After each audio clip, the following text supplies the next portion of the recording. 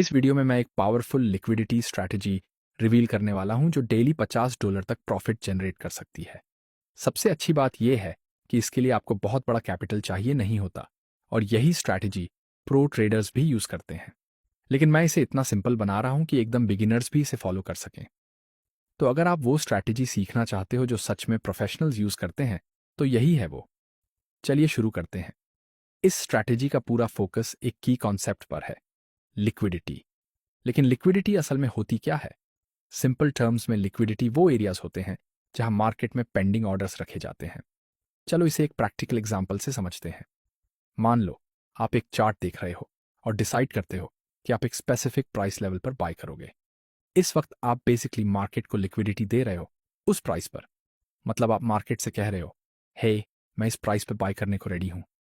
Same principle तब भी apply होता है जब आप सेल ऑर्डर प्लेस करते हो। तब भी आप मार्केट को बोल रहे होते हो, हे मैं इस प्राइस पर सेल करने को रेडी हूं, और इससे उस लेवल पर लिक्विडिटी बन जाती है।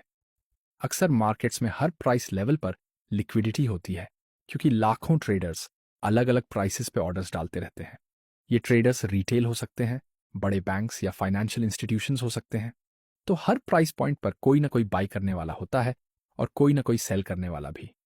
यही लिक्विडिटी का कॉन्सेप्ट है और यही है जो मार्केट को रोज मूव करता है। लेकिन कुछ ऐसे प्राइस लेवल्स होते हैं जहां लिक्विडिटी ज्यादा होती है।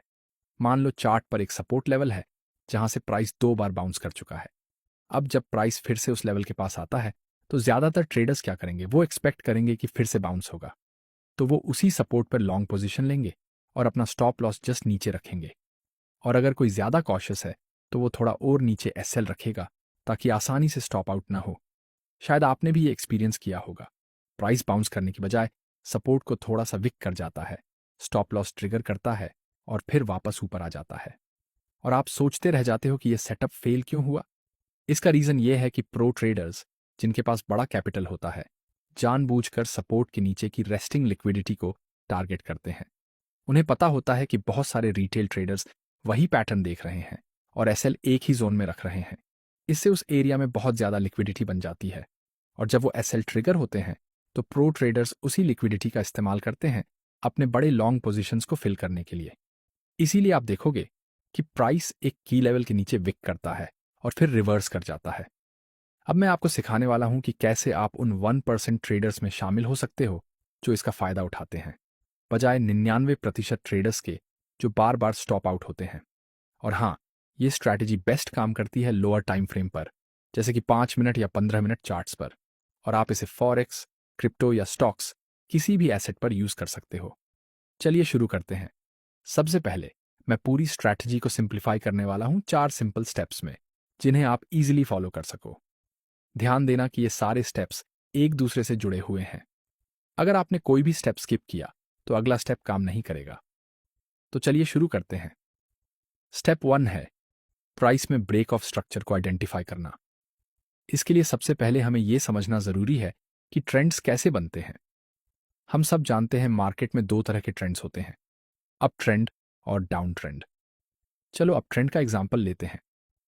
अप ट्रेंड में प्राइस सीधा ऊपर नहीं जाता, बल्कि ये एक स्पेसिफिक स्ट्रक्चर में मूव करता है जिसे हम कहते हैं हायर हाइज और हायर लोज।